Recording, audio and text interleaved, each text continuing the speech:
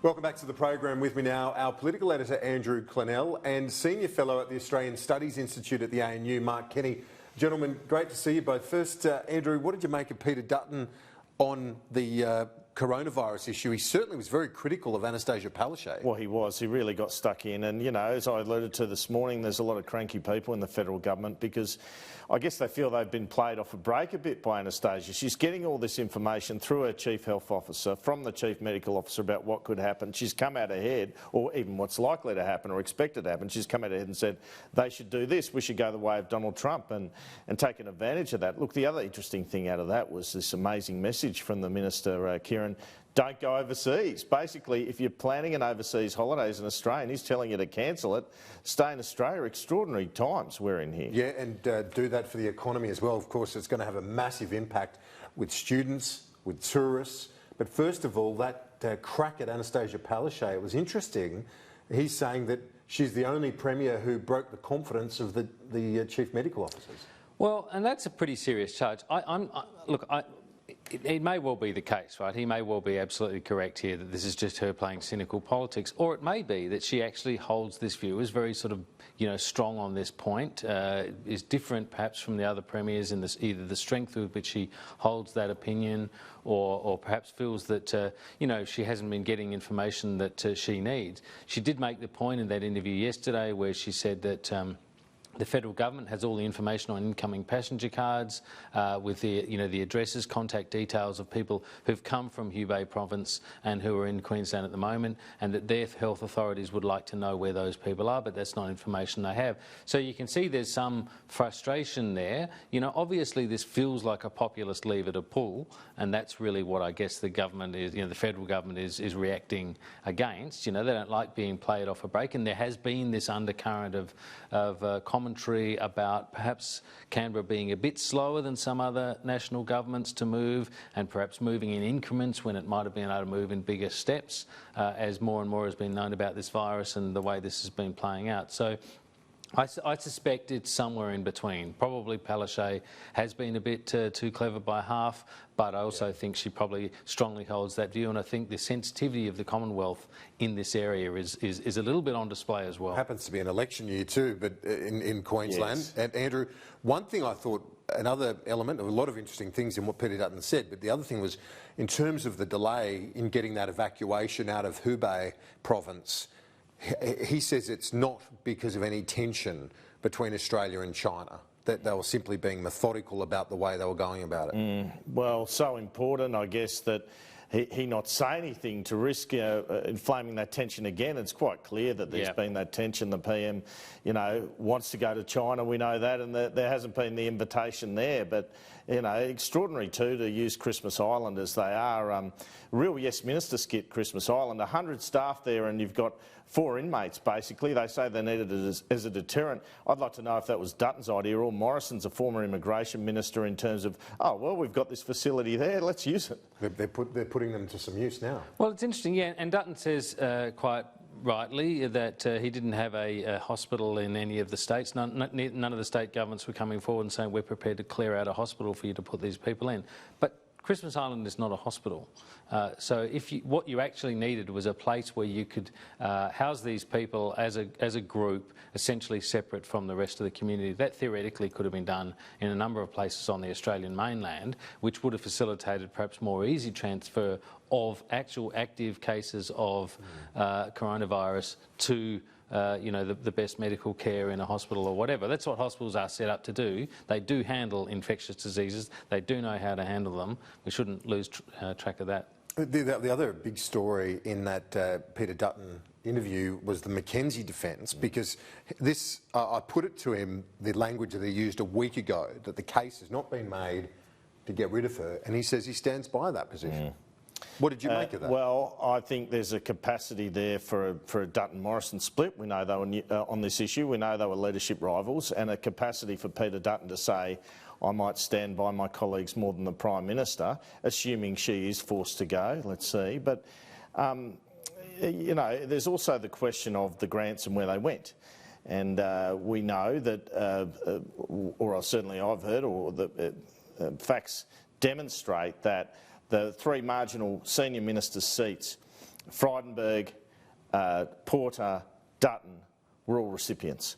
So and we don't know what representations were made by those ministers to get those grants in place. So there are senior ministers exposed by this too, and those that are in marginal seats, they're not going to want to be seen to be publicly slagging off Bridget Mckenzie. What did you think of that defence? Because it comes in the context, as Andrew and Paul Kelly have mentioned already this morning, that there's an expectation this would be resolved before now, the Mckenzie matter. Yeah. Look, I think it's one of those situations where ministers, when asked about this, they don't like being asked about it. No one likes this in the government, likes this story running on for as long as it has and getting worse and worse as it has, with some revelations by Andrew here and others through the process. No one in the government likes that. Their stock answer is to essentially stand by the minister until such time as they no longer do. And there may be a point, we all suspect that is the case, where the inquiry that is being done by Phil Gaetjens, finds that there's that she's breached the ministerial standard, and that the Prime Minister cuts her loose. At which point, obviously, all of that support hasn't added up to a hill of beans from other ministers. But is there a chance she survives, in your view? Well, I mean, it's interesting that people are arguing that, that it's really only the question of, the gun club membership that puts her in breach of the ministerial standards. You mentioned, Andrew, the way the grants program is administered. Out there in the public, that is overwhelmingly the issue that motivates people. Yeah. All these worthy clubs that have put in applications, done so in good faith, and had that good faith thrown back in their face by a process that was cynically politicised. Out there in the public, that is a big, red flag. And I'll put some money on the fact that Labor this week, it's a no-brainer, you would get members of Parliament from seats and clubs, and they'd be talking to them in the last few days, last week or so, talking to members of the clubs and saying, how many hours did you put in? You were dudded, let me represent you. And they'll be doing that question after question after question, even if Mckenzie is dumped. Yeah, and it seems like Labor had a leak out of Sport Australia on which grants missed out, so they've really got a capacity to work on that. The other aspect in this, Kieran, is in the next day or so, I fully expect perhaps a news poll. And we saw Scott Morrison's approval rating dive after the bushfires with the last one.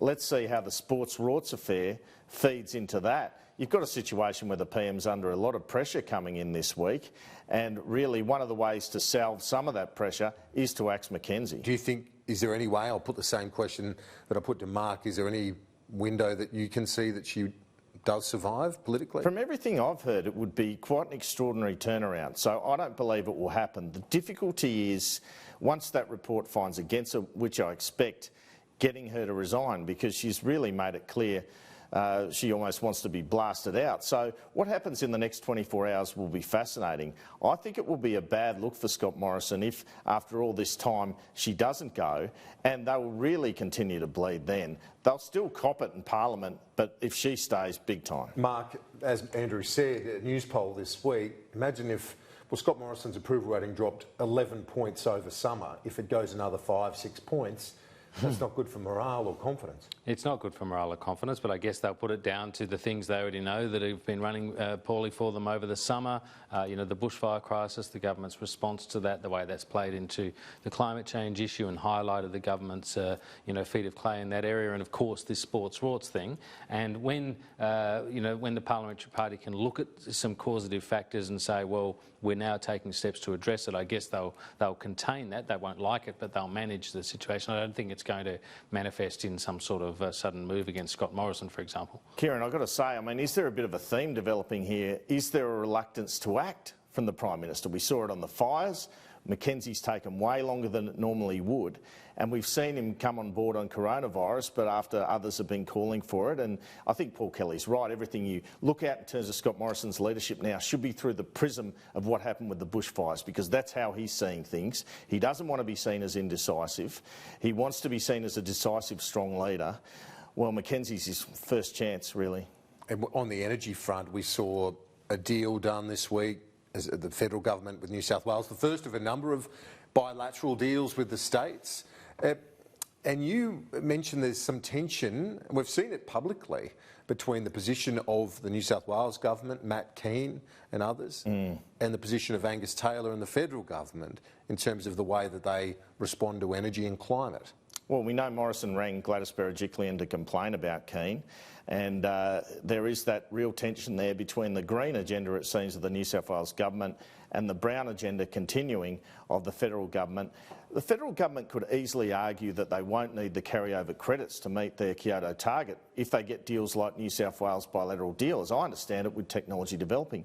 They don't seem to want to. They want to stay the course, stay where they were at the election. And it comes down to, I guess, Australians care more about power prices, even after these bushfires, than they do about climate change. Scott Morrison knows that. His team would have seen some research to bear that out, and that's why he's staying on the path that he is, when he could actually say, look, we are doing a lot more on renewables, but he doesn't want to go down that path of rhetoric. Can I just go back to that point you make about tardiness to act? I think I think it's a very good point. If it is the case that the people are looking at the Mckenzie situation, I think he's already blown it on that, because there's a moral case for getting rid of this minister, irrespective of whether there is a technical argument about breach of the standards. The very strong moral case for the on the basis of the manipulation of this $100 million program. And we've got the situation where we had, it seems, an email from her office leak last week. Well, that could only really have come from one quarter. Yeah, is the PM prepared to sit by and be seemingly leaked on in regards to this scandal? It doesn't seem very smart strategy for those who want to save her. No, indeed. And on that point that Andrew made there about the federal government's position vis-a-vis the New South Wales government on energy and climate, this is an interesting position that Scott Morrison is taking, and certainly not amending his climate policy in any great way, and certainly not the message, at least, in the wake of the recent summer. Well, and that was what we got from the press club address on Wednesday. We got this constant line, we will meet and beat our Paris targets, as if that closes the argument. And I think many Australians are saying, no, that does not close the argument. I mean, I take your point about where voters have stood traditionally, or certainly in recent times, on the playoff between higher electricity prices and climate change. It hasn't been particularly encouraging for those people who are advocating for tougher policies against climate change. But nonetheless, I think there has been a pretty significant shift in the public mood over this summer. People have seen, very much the effects of all of these things coming together. Now, it's not just purely about climate change, but when you bring all of these things together, sustained drought, extraordinary heat wave, and the bushfire crisis, it's really changed politics, I think. Mark Kenny from the ANU, Andrew Clennell, our political editor. Great to see you both. Thanks. That's all we've got time for.